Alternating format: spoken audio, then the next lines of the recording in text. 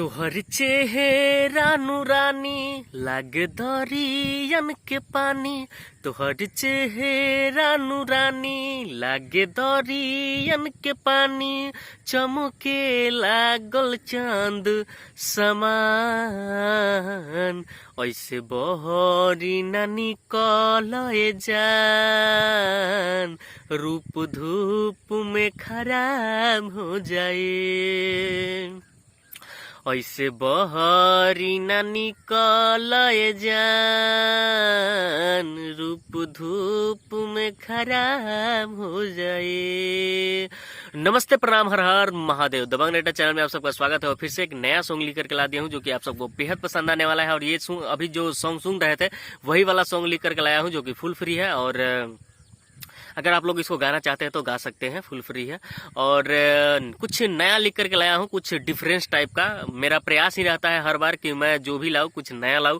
और देखिए, गाना तो कोई भी लिख सकता है और कोई भी गा सकता है, ऐसा कुछ नहीं है।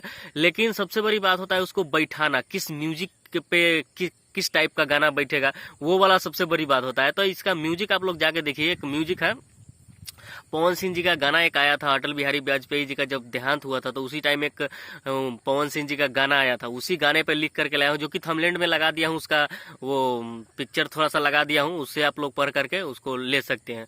तो उसी सॉन्ग पे लिख करके लाया हूँ जो कि उसका म्यूजिक गजब का है। अगर उसको डीजे ट्रैक आप लोग बनवाएंगे तो गजब बजने वाला है, मतलब झकास लगने वाला है। इस सॉन्ग के तरीके का वो ट्रैक बनेगा। तो चलिए वीडियो शुरू करते हैं। वीडियो शुरू करने से पहले एक छोटा सा रिक्वेस्ट करेंगे कि हमारे चैनल पर नए आए तो चैनल को सब्सक्राइब कर लीजिए और बेल आइकन दबा के ऑल ऑप्शन सेलेक्ट कर लीजिए ताकि मैं कोई वीडियो डालूं तो नोटिफिकेशन आपके पास पहुंचे और आप उसका लाभ उठा सके। तो इसके लिए चैनल को सब्सक्राइब करना जरूरी है। लाल वाला बटन दबा के चैनल को सब्सक्राइब कर लीजिएगा। सब्सक्राइब करने में कोई पैसा नहीं लगता है। और अगर वीडियो अच्छा लग रहा है तो लाइक कर दीजिएगा और कमेंट करके बताइए कि सॉन्ग कैसा लगा। और चलिए बिना किसी देरी को वीडियो को शुरू कर लेते हैं। तो सिंपली हम लोग आ चुके हैं मुखरा की तरफ। मुखरा स्क्रीन पे लिखा हुआ आप लोगों को दिखाई दे रहा होगा। और चलिए इसको गा कर देख लेते हैं कि किस प्रकार से लिखा हुआ है। तुहर चेहरा नूरानी, तुहर चेहरा नूरानी लागे दरियन के पानी। तुहर चेहरा नूरानी लागे दरियन के पानी। चमके लागल चांद समान ऐसे बहरी ना निकले जान। रूप धूप में खराब हो जाई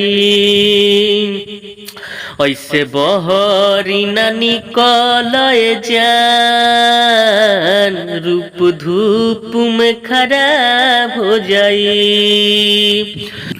तो उम्मीद करते हैं कि मुखरा आप सबको अच्छा लगा होगा। और चलिए अब देख लेते हैं फर्स्ट अंतरा, जो कि वो भी बहुत अच्छे से लिखा गया है और उसका भी हर शब्द बड़ी बारीकी से सजाया गया है। तो चलिए उसको भी देख लेते हैं कि किस प्रकार से लिखा हुआ है।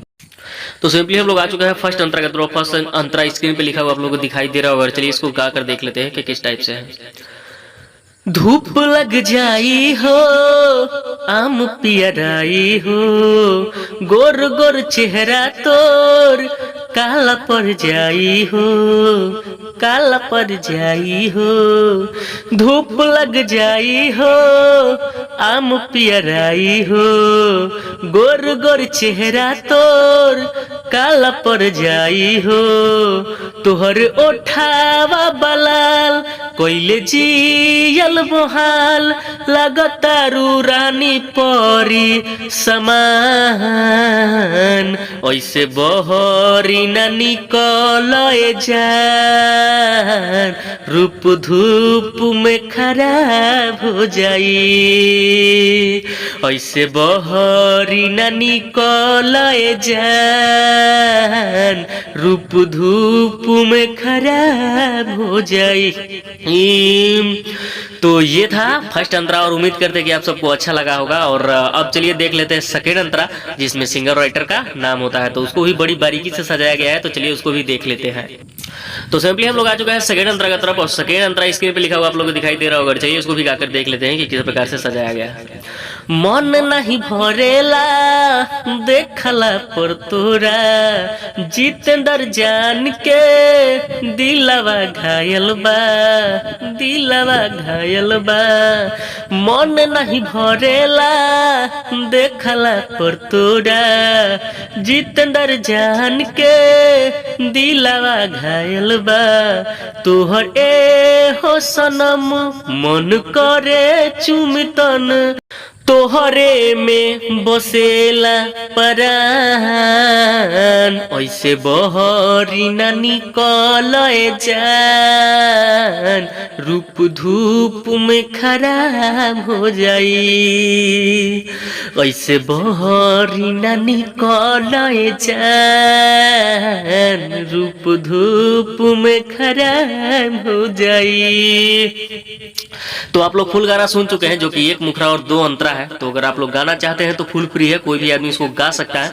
और अगर वीडियो अच्छा लगा होगा तो लाइक कर दीजिएगा और कमेंट करके बताइए कि सॉन्ग कैसा लगा। और चैनल पे नए हैं तो चैनल को सब्सक्राइब कर लीजिएगा और बेल आइकन दबा के ऑल ऑप्शन सेलेक्ट कर लीजिए, ताकि मैं कोई वीडियो नोटिफिकेशन आपको पास पहुंचे और आप उसका लाभ उठा सकें।